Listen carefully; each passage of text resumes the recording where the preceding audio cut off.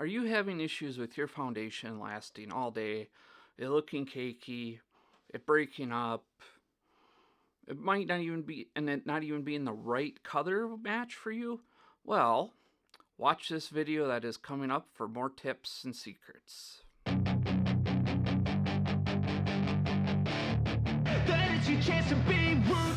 Hello, my Amazons, and welcome back to my channel.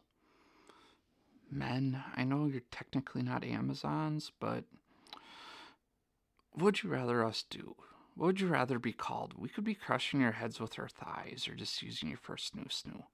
So go along with it, okay? Anyway, foundation. We struggle with it for many reasons. Many of them which are out of our control. Actually, pretty much most of it is out of our control. We struggle with color matching, we struggle with texture, we struggle with it staying all day. But I hope at the end of this video that you guys will have a better understanding on how to tackle your issues with foundation. And I'm hoping that it helps you guys. So please stay tuned and I'll be right back. Alright. First thing, if you haven't worn foundation in a while, or you just have some old product that you just aren't happy with, do not buy unseen. Buying something, especially makeup, unseen is something you should absolutely never do. Especially foundation, because you cannot see how it looks on your skin, the proper color, if it's a medium coverage, a light coverage, full coverage. Do not buy foundation online, sight unseen. Even once you know the brand, never buy it online. Never. Buy it from an actual retail store. I don't care if it's Target, Walgreens, CVS, Walmart, Ulta, Sephora, Macy's, any place you buy it, make sure it's a real store. The advantages of going to a real store is returns. If it doesn't work out for you, which it might not, you can return it, because most of those places have a 60-day return window with makeup. Do not buy makeup from a place that you cannot return it to. Most places will have testers, so you can see what the foundation looks like on you and how it interacts with your skin. They will also have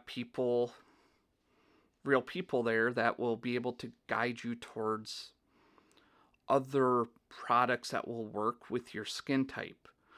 Just a little hint, I recommend going into any place, if you ask for people, when you go in for a match, go in barefaced. Like, just go in after a shower, put on lotion, moisturizer, whatever, and go in and do that. Go with a friend and go during the day also, and I will explain that in a little bit.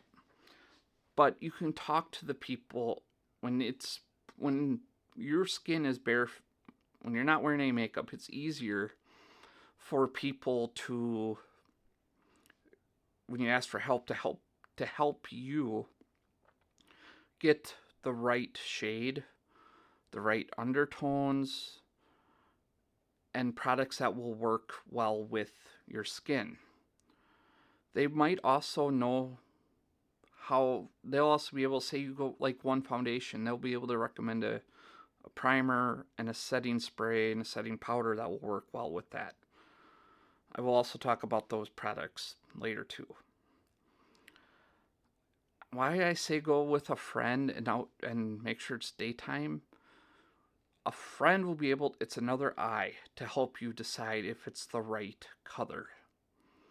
Even though everybody sees color a little bit different, your friend will be better than taking a selfie, going, yeah, no.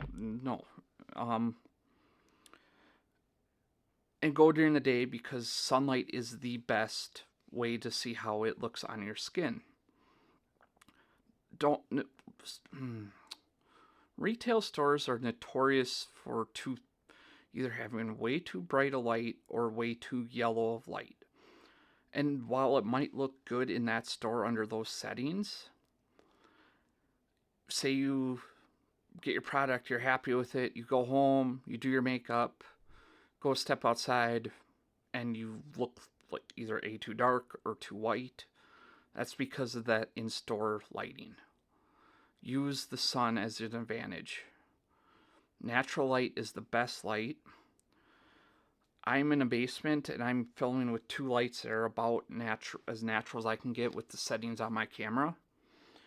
And it looks a little white, but better than it would if I went to a makeup store and tried to do this. It's more natural appearing, I guess. And when you go to a store for a color match, don't match here. No, no. Like, if you're anything like me, I don't purposely tan. I spend time outside in the summer, but, like, look, that's different shade. If I went off of this, I'd be wearing white pasty paint as a foundation. My face is even darker than this. My neck is darker than that. Go off, when you go in for a match, take some and blend it, like, right in this area. Use that is be the best representation of how it's going to look on your skin. Don't do this. This is, I don't know why they suggest this, but don't do this. As for products to get, I recommend a primer, a setting powder, and a setting spray. Now, mind you, I only use liquid foundation, so I don't know if you need a primer or a setting spray with powder. So don't take my word for that. I recommend Dermablend setting powder. It's the one powder I've had that doesn't seem like it cakes up on me. No matter what foundation I use, it just does not cake up.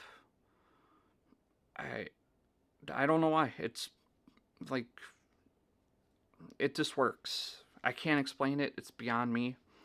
As for a primer, this is going to be more of a personal choice because of how your skin interacts with it. I have fairly dry to almost combo skin. The Smashbox found this stuff works great, as you can tell. I love it. I put it on. As with all primers, put it on like while you're about a minute or two before you do your foundation. Let it soak in so it's not greasy and oily. Just like when you do your lotion or moisturizing, and put the lotion or moisturizer on about 15-20 minutes before you put your primer on or any other makeup. Let it just soak in. It'll make it look smoother. As for setting sprays, this is all, again, another personal choice. I have tried them all. The Urban Decay, the Morphe, the Charlotte Tilbury, the NYX. NYX tended to be too oily looking or sheeny, I guess. Looked like I ran a marathon, which that will never happen. But the Urban Decay and the Morphe ones were too drying, thus would make my skin look too dry and cakey. And this is the best one I've used. I know it's a Morphe, but it's a lot different. Like, my foundation will break up throughout the day, even with a primer and a setting spray. But no, I talk a lot at my job. It's customer service. So I talk a lot. It usually tends to break up around here, here, here. That's going to happen no matter who you are. I've yet to figure out why.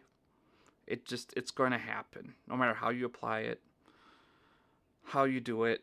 It's always just, because we talk, it's a natural thing. Yeah.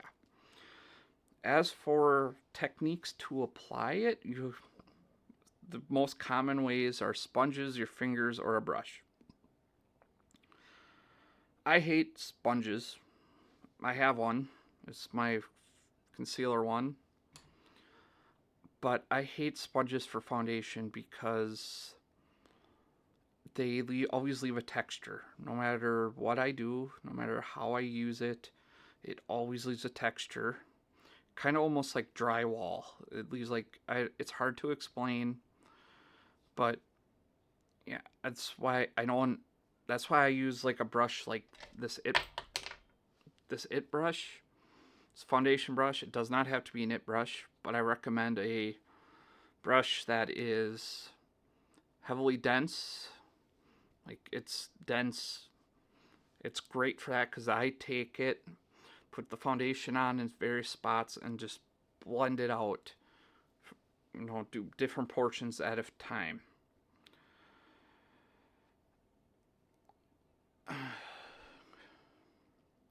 And I know there's people that use their fingers. I personally don't like to use my fingers. I don't know, it's a time thing for me. But I hope this video helped you. And before I go, please like, subscribe, and hit the little bell notification. And until I see you next time, I love you guys. Bye.